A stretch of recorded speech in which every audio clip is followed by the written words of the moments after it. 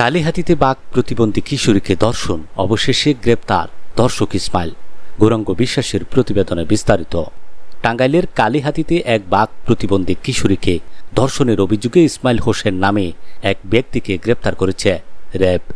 এ ঘটনায় এলাকায় তীব্র ক্ষোভ ও নিন্দার সৃষ্টি হয়েছে। মামলার পর থেকে পলাতক থাকা ইসমাইলকে শুক্রবার রাতে টাঙ্গাইল র্যাব 12 এর সিপিসি 3 সদস্যরা মোবাইল ফোন ট্র্যাকিংয়ের মাধ্যমে নাসির গ্রুপ কোম্পানি এলাকা থেকে গ্রেপ্তার করে। তীব্র নিন্দা জানাই। আমি গত রাত্রেই জানতে পারলাম ঘটনাটা।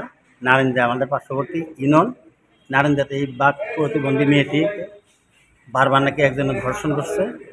সেই ধর্ষণ কে বা কারা আমি এখনও জানি না, কিন্তু আমি এর তীব্র নিন্দা জানাই। সে যেই করে থাক না কেন, এর মানে চূড়ান্ত বিচার দাবি করছে। এই বাঘ প্রতিবন্ধী মেয়ে ধর্ষণকারী চূড়ান্ত বিচার হোক। পুলিশ ও স্থানীয় সূত্রে জানা যায়, কালিহাতী উপজেলার নারান্দিয়া গ্রামের বাসিন্দা বাঘ প্রতিবন্ধী 18 বছর বয়সী ওই কিশোরীকে ভয়ভীতি দেখিয়ে গত মার্চ মাসে একাধিকবার ধর্ষণ করে ইসমাইল। ভয়ে কিশোরী বিষয়টি কাউকে জানায়নি। পরবর্তীতে শারীরিক পরিবর্তন লক্ষ্য করলে পরিবার সন্দেহ করে এবং লিখে ও ইশারায় মেয়েটি ঘটনার বিস্তারিত জানায়।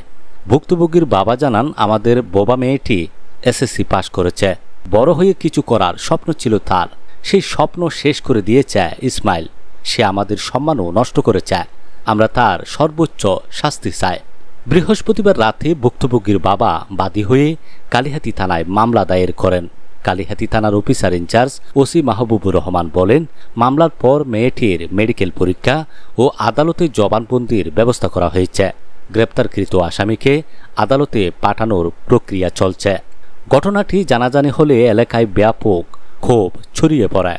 সহপাঠী, প্রতিবেশী ও সামাজিক সংগঠনের নেতারা দোষীর দৃষ্টান্তমূলক শাস্তির দাবি জানান।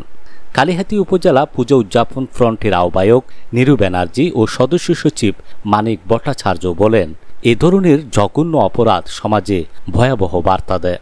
তাই আইনের কঠোর প্রয়োগ নিশ্চিত করতে হবে। বাংলাদেশ মানবাধিকার কমিশনের কালিহাতী উপজেলা শাখার সভাপতি ও সাংবাদিক শাহ আলম বলেন, একজন প্রতিবন্ধী কিশোরীর প্রতি এমন পাশবিক আচরণ মানবতার বিরুদ্ধে অপরাধ। আমরা চাই এই মামলাটি দ্রুত বিচার ট্রাইব্যুনালে স্থানান্তর করা হোক এবং অপরাধীর সর্বোচ্চ শাস্তি নিশ্চিত করা হোক। ইসমাইলের গ্রেপ্তারের খবরে নারান্দিয়া এলাকায় স্বস্তি ও আনন্দের বন্যা বইছে। স্থানীয়রা মিষ্টি বিতরণ করে সন্তোষ প্রকাশ করেন এবং বলেন, ন্যায় বিচার পেলে সমাজে শান্তি ফিরে আসবে। যেন আর কোনো মেয়ে এমন নির্যাতনের শিকার না হয় সে ব্যাপারে কঠোর শাস্তির দাবিও করেছেন তারা।